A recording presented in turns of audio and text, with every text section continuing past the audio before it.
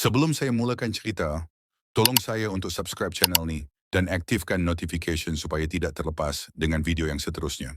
Sebelum saya mula, mari sama-sama kita sedekahkan surah Al-Fatihah kepada mangsa nahas bas pelajar UPSI. Semoga mereka ditempatkan dalam kalangan orang yang beriman. Ini merupakan top 5 kisah pahlawan Melayu versi kedua yang ramai orang belum tahu tentang kisahnya. Yang masih belum lihat video top 5 kisah pahlawan Melayu, versi boleh lihat di link yang ada di description. Dalam sejarah panjang bangsa Melayu, berdiri tokoh-tokoh luar biasa yang bangkit menentang penjajahan bukan kerana pangkat atau harta, tetapi kerana maruah, agama dan tanah air. Mereka menjadi simbol keberanian dan pengorbanan. Di kedudukan kelima, kita ke bumi Sabah. Di sinilah muncul seorang pejuang yang namanya digeruni penjajah syarikat Borneo Utara British, Mat Salleh.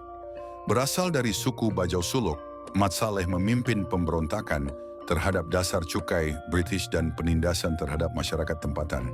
Pada tahun 1894, beliau mula melancarkan serangan terhadap pusat pentadbiran British dan membina kubu kuat di Tambunan.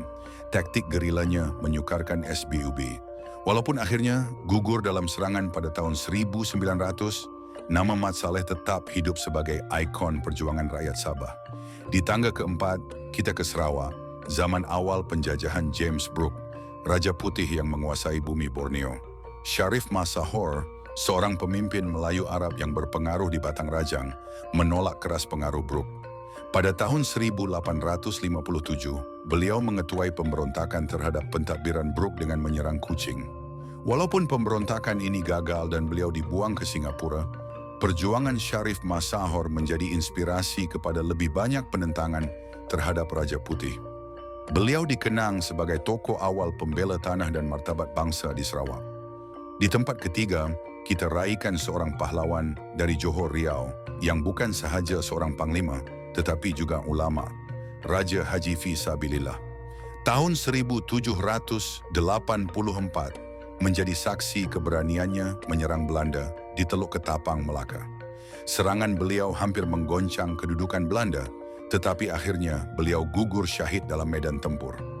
Semangat jihadnya, ilmu agamanya, dan kebijaksanaannya dalam medan perang menjadikan Raja Haji sebagai lambang kepahlawanan yang sejati. Seorang mujahid yang syahid demi bangsa dan agama. Tangga kedua dihuni oleh seorang tokoh agama dari Terengganu yang menentang British bukan dengan senjata, tetapi dengan prinsip dan keimanan. Haji Abdul Rahman Limbong, ulama besar yang membela hak rakyat. Apabila British memperkenalkan undang-undang cukai tanah dan lesen mengusahakan tanah, beliau menolak keras. Bagi beliau, tanah adalah milik Allah, bukan penjajah. Beliau memimpin penduduk membuka tanah tanpa izin British dan ditangkap. Walaupun beliau tidak menggunakan kekerasan, British melihatnya sebagai ancaman dan membuangnya ke Mekah, tempat beliau wafat. Namun namanya terus hidup sebagai pejuang yang memperjuangkan hak, tanah dan Islam. Dan di tangga teratas, nomor 1 dalam senarai pahlawan Melayu lelaki yang paling gagah menentang penjajah, Datuk Bahaman. Sebagai orang kaya semantan, beliau sangat dihormati di Pahang. Namun apabila British cuba mengambil alih kuasa, Datuk Bahaman tidak tinggal diam.